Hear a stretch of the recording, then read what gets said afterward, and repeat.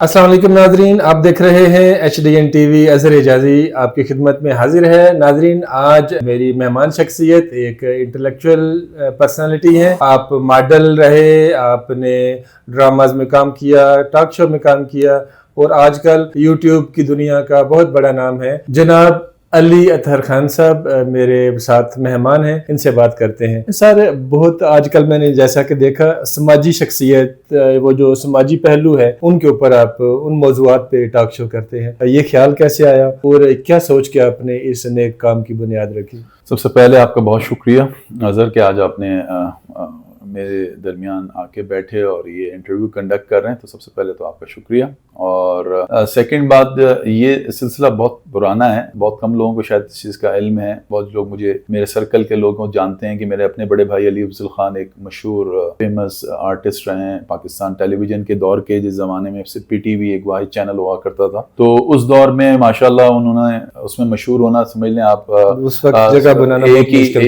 तो कंपटीशन बहुत था, लेकिन उसमें अगर आप अच्छा काम करते थे तो बहुत जल्दी पॉपुलर भी हो जाते थे। तो अली अफजल भाई भी बहुत जल्दी सारे पाकिस्तान में और पाकिस्तान से बाहर बड़ी मशहूर पर्सनालिटी थे, और उसके साथ साथ उन्होंने और दीगर शोबों में भी अपनी खिदमत अंजाम दी। तो ये एक तरह से उन्हीं की एक, समझ लें, जब आप के घर के अंदर अगर कोई इस तरह का आर्टिस्ट होता है तो कहीं ना कहीं आपके अंदर वो चीज आती जरूर है। तो इसीलिए उनके साथ समझ लीजिए जब मौका लगा तो कुछ मॉडलिंग वगैरह की और छोटे मोटे रोज वगैरह ड्रामों में भी किए, और उसके साथ साथ एज अ PTV के अंदर तर्ज रमज़ान के नाम से ट्रांसमिशन आती थी लाइव, उसके अंदर भी खिदमत अंजाम दी, और साथ साथ अपने कैरियर के अंदर भी बढ़ते रहे। और अल्हम्दुलिल्लाह right now I am entrepreneur. तो इसके साथ साथ एक मेरा एक पैशन है, एक शौक है। तो बस उसी की वजह से कुछ मेरे इर्द गिर्द जो लोग थे उन्होंने मशवरा दिया कि आप अपना YouTube चैनल बनाएं और कोशिश करें कि उसके अंदर जो टॉपिक्स हैं उसके ऊपर डिस्कशन करें। जो मैंने फिर टॉक विद अली अतहर के साथ स्टार्ट लिया, और फिर लोगों का बड़ा अच्छा वार्म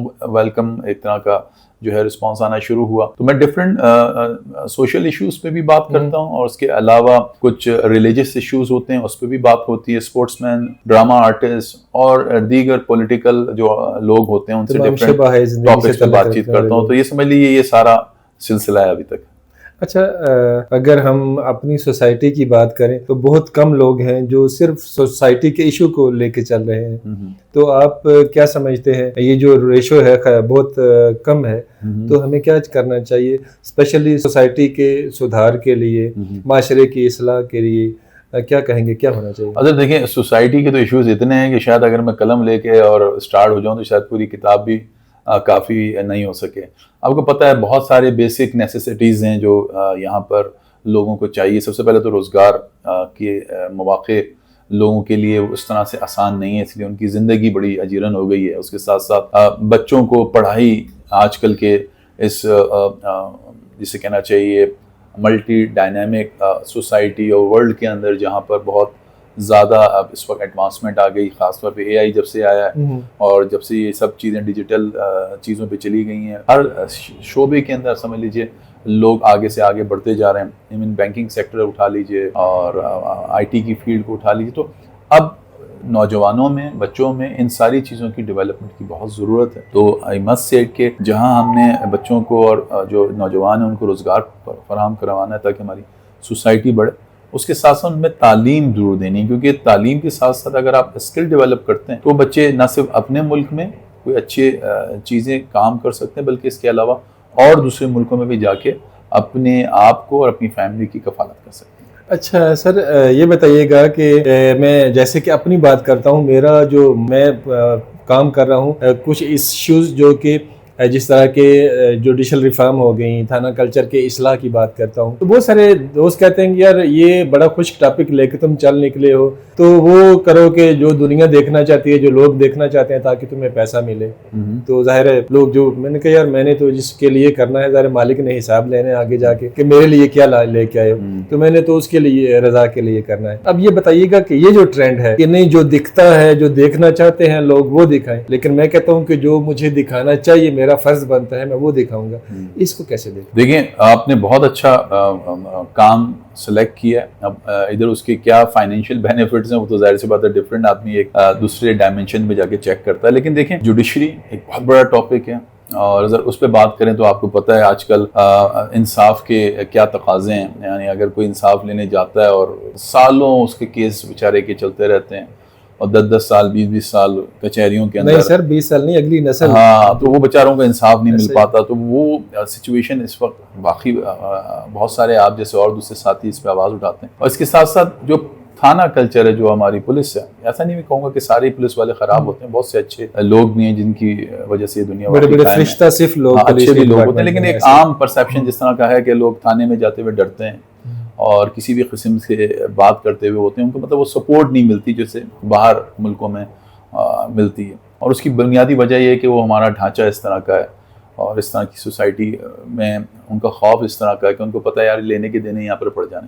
ابھی دیکھیے ریسنٹلی کراچی کے اندر جو میر رضا کا ایک واقعہ ہوا ہے، وہ ایک نوجوان کا قتل ہوا اور سب سے پہلے تھوڑی دیر میں اس کا ایک جو ہے پولیس کے ہائی سائٹس میں کہوں گا جو سینئر ہیں ان کی طرف سے ایک بیان آ جاتا ہے کہ جی اس نے سوسائڈ کی ہے اور اس کے اوپر بڑا لون تھا اور جس کی وجہ سے یہ لون پیڈ نہیں کر پا رہا تھا تو اس پریشر میں آ کے اس نے ذہنی دباؤ کا شکار تھا، سوسائڈ کر لی.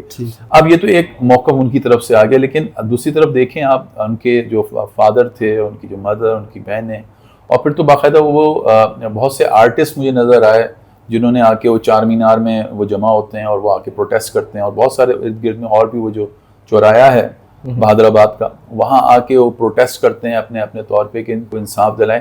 اور بہت سارے اور جو سوشل ایکٹیوسٹ ہیں جیسے وہ جبران ناصر وہ فرنٹ پہ آ رہے تھے اور دوسرے اور ساتھی بھی، تو انہوں نے یہ چیز کہیں حد تک آگے پرسو کیے کہ اب یہاں پر یہ سلسلہ جو خودکشی کا تھا اس سے زیادہ قتل کا ہو رہا ہے. کیونکہ جب ایک دفعہ دوبارہ سے اس کی قبر کشائی کی گئی اور اس بچے کا جو پوسٹ مارٹم وغیرہ ہوا تو اس کے اندر بہت عجیب و غریب قسم کے انکشافات ہوئے. جیسے کہ اس لڑکے کو، بہت نوجوان بچہ تھا، مجھے تو بڑی تکلیف ہوتی ہے، ظاہر سی بات ہے، اس کو پیچھے سے گولی ماری گئی اور اس کا چہرہ مسخ کرنے کے لیے کوشش کی گئی جس پہ تیزاب ویزاب بھی ڈالا گیا اس بچے کے اوپر، کچھ ایسڈ بھی پلایا گیا جس کی وجہ سے اس کی حالت اس طرح سے ہوئی اور بہت ساری اس کی ہڈیاں ٹوٹی ہوئی تھیں جس سے یہ پتہ چلتا ہے کہ اس کو مرنے سے پہلے تشدد کیا گیا. تو اب یہ بڑا انفارچونیٹ ہوتا ہے ان پیرنٹس کے لیے کہ اس طرح کی اگر موت ایک گھر کے اندر آ جاتی ہے تو سمجھ لیں پورا کا پورا خاندان گھرانہ جو ہے وہ سمجھ لیں ایک اذیت کا شکار ہو جاتا ہے. تو میں بالکل چاہوں گا جس طرح سے آپ نے بھی ایک بات بتائی پولیس کے حوالے سے، تو یہ بالکل ہونا چاہیے، اویئرنیس دینا چاہیے لوگوں کے اندر. اور چاہے آپ کو لوگ اس چیز میں سپورٹ کریں نہ کریں، لیکن ایک حق چیز کے لیے لوگوں کا آواز بننا چاہیے. اچھا سر، اب بعض اوقات اب یہ پرسیپشن بتائی جاتی ہے یا بنائی جاتی ہے کہ یہ یوٹیوبر ہے، اس کا صحافت سے کیا لینا دینا. اور دوسرا یہ کہ ظاہر ہے یوٹیوبر بھی اس معاشرے کا ذمہ دار شہری ہوتا ہے، لیکن دوسرا یہ بتائیے گا کہ سچ بولنا مشکل ہو گیا ہے، کیا کہیں گے کس حد تک؟ بہت بہت زیادہ مشکل ہو گیا اور بعض دفعہ سچ کی قیمت ادا کرنی پڑتی ہے. تو اگر صحیح بیان آپ کو یہاں رہنا ہے اور اس سوسائٹی میں رہنا تو پھر قیمت تو ادا کرنی پڑتی. لیکن اس بجائے اس کے کہ ریاست احسان مند ہوتی کہ ان کے حصے کا کام بھی بعض لوگ کر رہے ہیں، لیکن ان کو روکنا اور اپنی مرضی کا نیریٹو بلڈ کرنے کے لیے وہ مجبور کرنا، کیا کہیں گے؟ دیکھیں اب جب تک کہ میں نے آپ کو بتایا نا سزا جزا کا قانون جب تک ہماری سوسائٹی میں ہمارے ملک میں ڈیولپ نہیں ہوگا، انفارچونیٹ ہے کہ اس ملک میں نہیں ہے اس طریقے سے. ایک انصاف جو غریب کو ہے وہ انصاف جو امیر کو ملتا ہے اس میں فرق ہے، بنیادی فرق ہے. اسی کی وجہ سے سارا کا سارا معاملات ہوتے ہیں. یعنی آپ جتنے زیادہ پاورفل ہوتے ہیں اتنے ہی آسانی کے ساتھ آپ ان چیزوں سے بچ نکلتے ہیں بنسبت اس کے کہ جو بیچارہ فائنینشیلی اور دوسری چیزوں میں بہت ویک ہوتا ہے، وہ بیچارہ عام طور پہ ان ساری لوگوں کا شکار ہو جاتا ہے. تو اس لیے جب تک کہ کسی معاشرے میں، جیسے کہ وہ ایک حضرت علی کا قول ہے نا کہ کوئی بھی معاشرہ جو ہے وہ کفر پہ تو قائم، کفر کا معاشرہ قائم رہ سکتا ہے لیکن ظلم کا نہیں. تو بس سارا لب لباب میں نٹ شیل میں کہوں تو یہی ہے. اچھا سر، عام جو ہم جو یوٹیوبر ہیں یا ایسے صحافی جو سیلف بزنس کر رہے ہیں، اپنا یہ جو سیلف ایکٹیویٹی کر رہے ہیں، اس کو سیلف ایکٹیویٹی کہیں گے، ان کو کیا کرنا چاہیے تاکہ ان کا جو ایک جو معاملہ ہے وہ بھی چلتا رہے اور وہ ہر کسی کی نظر میں بھی نہ آئے، ان کو یعنی اپنا وہ جو ہے سیلف ڈیفنس بھی ان کا وہ جو ہے وہ برقرار ہے؟ دیکھیں یہ ایک طرح سے وقت کے ساتھ ساتھ لوگوں نے یوٹیوب اور دوسرے پلیٹ فارم جو سوشل میڈیا کے تھے وہ اپنائیں. اور ظاہر سی بات ہے اس کی وجہ سے بہت سارے لوگوں کی انکم بھی ہوتی ہے اس میں. تو بالکل ایک اس کے ذریعے سے بھی آپ نہ صرف لوگوں کی اور معاشرے کی اصلاح کر سکتے ہیں بلکہ فائنینشیل بینیفٹس بھی آپ حاصل کر سکتے ہیں اگر آپ اچھا کانٹینٹ لے کے آئیں گے. دیکھیے دس از بیسکلی آل تھنگ کہ آپ کیا کرنا چاہ رہے ہیں, آپ کے جو اپنے نظریے ہیں اس میں کتنی کلیئرٹی ہے. جب تک وہ کلیئرٹی آپ کے اندر نہیں ہوگی تو آپ کیسے دوسرے لوگوں کو اس چیز کے والے سے گائیڈ کر سکیں گے.